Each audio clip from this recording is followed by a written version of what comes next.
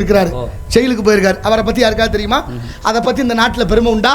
அவரை பத்தி இந்த பிள்ளைகளுக்கு சொல்லி கொடுத்துருக்கோமா? இந்த மண்ணுக்கு மக்களுக்கு எந்த வயதிலையும் ஒரு அணு அளவு புண்ணியம் இல்லாதவங்களை கொண்டாடுறான்.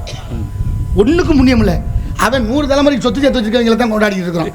ஆனால் அவர் 27 முறை சரி சென்றிருக்கார். இன்னொருத்தர் யார் தெரியுமா? நம்ம திருச்சி மாவட்டம், திருச்சி பக்கத்துக்கு உறையூர்ல பிறந்தவர் காதர் பாட்சா என்ற இஸ்லாமியர் ஹார்மோனிய கலையரசு.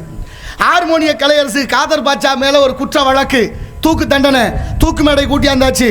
தூக்கு மேடை கொண்டாந்தோன்னு கடைசி ஆசை என்னன்னு கேட்பாங்களா? கேட்குறாங்க காவல்துறை அதிகாரிகள். ஐயா, எனக்கு என்ன பெருசாக ஆசை இருக்க போது, நம்மட ஹார்மோனிய பட்டியை கொடுங்க, சத்த வாசிச்சுட்டு என்ன தூக்கில் போடுங்கன்ட்டார். இப்போ ஹார்மோனிய பட்டியை கொடுத்தாச்சு.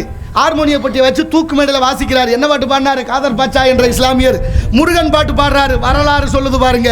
சுருளிமலை வேளா உன்னை சோத்கரித்தேன் பாலா என்று காவடி சிந்திலே பாடுகிறார் முருகன் பாட்டு. சிறைத்துறை அதிகாரிகள் மெய் மறந்து இருந்துட்டா மகுடிக்கு மயங்கின பாம்பு போல தூக்கு போட வேண்டிய